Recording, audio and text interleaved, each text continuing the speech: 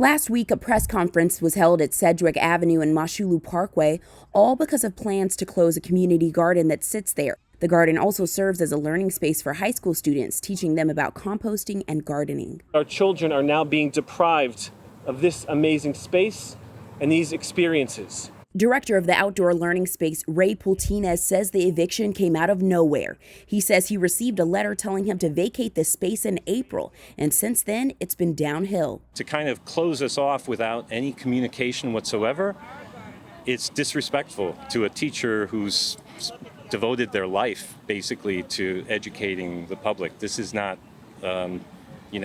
good protocol. After Ray received the initial communication to close, he sought out the help of his local council member, Dinowitz, and jumped into action. We're talking about food justice and environmental justice, that the school wants to close a space and close a program that directly addresses those issues is devastating. And when they asked why the school wants to close the garden, they're saying a whole lot of nothing. It was somewhat of a rambling statement. Started with safety, then he talked about scheduling, then he talked about cleanliness of the garden. At the end of the day, the criteria of what they want gardening to look like was never made clear. Right now, there's not an actual date of closure to the garden, but if necessary, Ray says that he plans to take it to a higher level.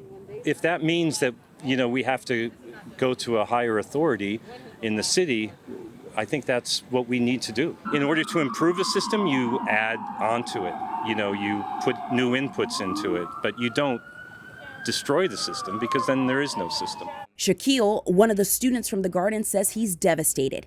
He says it's helped him with social skills and meeting friends. It's one way to come out, meet friends, meet people, and have this sort of a family environment other than just staying at home. Ray tells me to get the garden back after the school tears it down would take another 20 years. Reporting for BronxNet, Dorissa White.